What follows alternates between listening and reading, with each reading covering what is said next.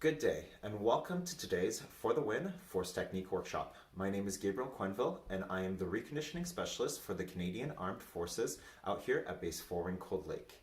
I'm a clinical exercise physiologist certified through the Canadian Society of Exercise Physiology, and I've been platinum on the force test every year since I've been a PSP member. My tips and techniques, which I will share with you, will help you whether you're looking just to pass the force test or whether you're looking at a specific incentive level on the force test. Today, we'll be looking specifically on how to leave the center lines or the straightaway lines on the rush component of the force test. If you've been here before and you know what progression you're on, feel free to skip forward to that one or use the Canvas slideshow, which is linked in the description for your benefit.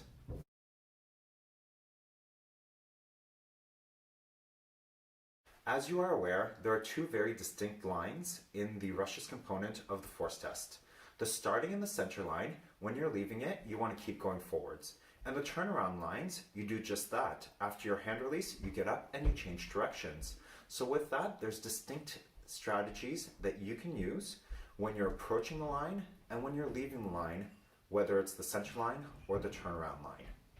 For example, when you're leaving the center line and you keep going forwards, as per the protocol, when you do your hand release, your hands and shoulders should be on or behind the line. So why not have them on the line so you're closer to the direction that you want to go? For the turnaround lines, it's quite the opposite. Why not have your hands and shoulders behind the line as far as possible, while still facing it and still being perpendicular to the line when you do your hand release? That way you're closer to the direction you want to go, which is turning around and the other way. These are just few examples of the tips and tricks that you'll learn in the For the Win Force Technique Workshop. So stay tuned for future sessions. Today, we'll be focusing on how to leave the center line and the start line. If you're ready to join, listen in to this disclaimer first, and then we'll get started. In response to COVID-19, PSP is offering virtual fitness to Canadian Armed Forces members. By using social media platforms, the virtual fitness classes tailored to Canadian Armed Forces personnel become accessible to all. Participants who are not Canadian Armed Forces members recognize and acknowledge that their age, health status, and physical fitness level are unknown, and it is entirely up to each individual to assess their ability to participate in this class. Since it is preferable to consult your physician before beginning any exercise program, we invite all participants who are not Canadian Armed Forces members to consult the Get Active questionnaire of the Canadian Society of Exercise Physiology and its reference document. If you experience any pain or difficulty during the exercises presented in this video, it is recommended that you stop and consult a healthcare provider. If you are a Canadian Armed Forces member and you sustain an injury during this video, please remember to fill out the CF98 form. Progression number 1. What we're looking for is learning how to engage specific muscles in our body. For this one, we're looking at specifically learning how to engage the core, the glutes, and the thighs. When we're doing this, we want to tilt our pelvis in by engaging the quads and the glutes, and then bring the ribcage down slightly to engage the core. Hold that for 10 seconds and then relax. From a side view, it looks like this. Engage, hold. 3, 4, 5, 6, 7, 8, 9, 10, and relax. Try to repeat that 3 or 4 times. Take a break and then do it again. Progression number 2 builds upon progression number 1. We're going to do the same thing, but this time we're going to be in the prone position, laying face down. This time we're going to do shoulder retractions, which is our hand releases, and we're going to alternate that with shoulder protractions in the push-up position, just to make sure that we're working our anterior muscles and our posterior muscles. You're going to go in a superset 3x10, hand releases, and then 3x10 scapular push-ups. Hand releases look like this. On your stomach, quads are tight, glutes engaged, core engaged, hands up, hold, relax. Up, relax, 10 times. Once you've done that, straight into your push-up, top of your plank, quads, glutes, core engaged. Drop your shoulders down, press through. Drop your shoulders down, press through. 10 of those. Repeat 3 times, making sure that your quads, your glutes, and your core Remain engaged the entire duration. You may rest in between if you need to. Common mistakes in the scapular push-ups is to bend the elbow and to just go into that regular push-up. That's not what we're looking for here. Elbows are straight, everything's engaged. Drop your body through, press through your shoulders. This can be done from your knees as well. Welcome to progression number 3. If you're here, you're comfortable engaging your quads, your glutes, and your core while doing a hand release. Now, what we're going to do is the hand release push-up, staying nice and sturdy. 2 modifications. Everyone try from your feet. On your stomach, everything's tight. Core engage, glute engage, quads engage. Lift your hands up. 3, 2, 1, press. If you were able to do that without breaking at any back vertebrae, and it was quick for you, then I would encourage you to do this progression from your feet. If you were unable to do that, come back down and lift from your knees. Knees on the ground, hands up, everything's tight, press.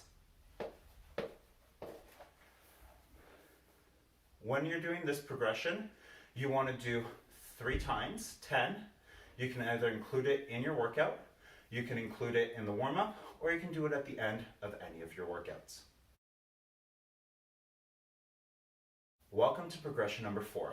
If you're here, you're already comfortable engaging your quads, your glutes, and your core while doing a hand release push-up. The next part is adding that deep lunge so that we can start running afterwards. So come down onto your stomach. Whether you're pushing up from your feet or from your knees, everything is engaged. Hand release. 3, 2, 1. Press up in 1 unit, and then send your foot forward in a deep lunge. When you're doing this progression, you're doing 3 times 10, just like the progression before, but you're going to do 5 per leg. If you're not able to get into that deep lunge, whether from your feet here, or whether from your knees here, then I would encourage you to do yoga every single day. Focus on the hips and really work on that hip mobility. If you're not aware, we do yoga every single day at 10 a.m. Mountain Standard Time, and it is posted on YouTube and shared on the Facebook page. Welcome to progression number 5.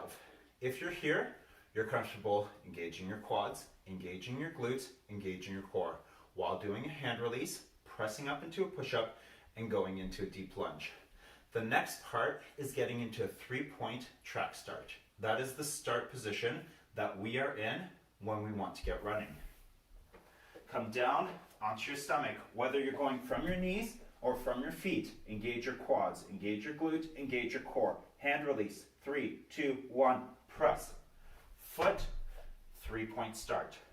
The foot that is forward, it is that arm that comes up and behind your body. Shift your weight onto that front arm and that front foot. Same as the previous progression, we're going to do 3 times 10, 5 per side. Resting, incorporate it into your workout. Do it as part of your warm-up or do it at the end of any of your workouts. Welcome to progression number 6.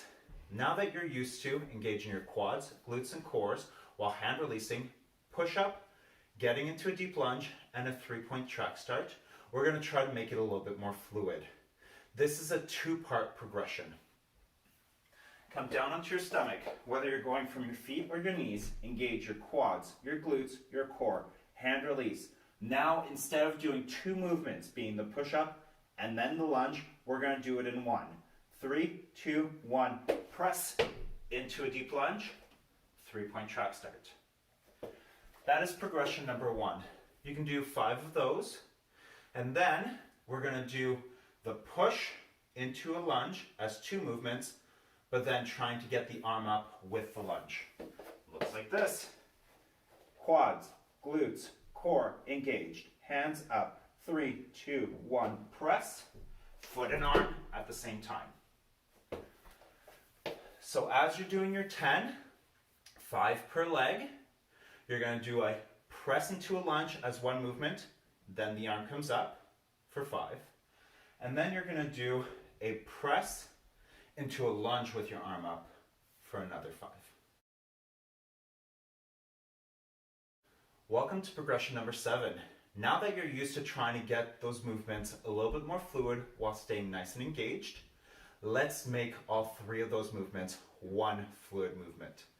10 repetitions of a push-up into a track start. Looks like this. Come down onto your stomach. Thighs are engaged. Glutes are engaged. Core is engaged. Hand release. 3, 2, 1. Press into that track start. Yes, you can do this from your knee as well. Everything's engaged. Hand release. 3, 2, 1. Track start. Knee stays on the ground. Welcome to progression number 8. This progression is basically leaving the 3-point track start. What we're going to do here is we're going to do our 3x10 of progression number 7, and then we're going to do 3x10 progression number 8. Unfortunately, here in my setup, I don't have a lot of space to show you guys how to run out of a track start. So I've linked a YouTube link in the description below that you can follow. They'll teach you exactly how to do your 3-point track start. All right, so now that you're comfortable doing your push-up into a 3-point track start, and you're comfortable running from a 3-point track start, let's add the 2 together. Going down onto your stomach, you're going to press up in a 3-point track start and run in one swift movement rather than 2 separate movements. 2 separate movements looks like this. Hand release, everything's engaged, pressing up into track start and then running. That's not what we want to see.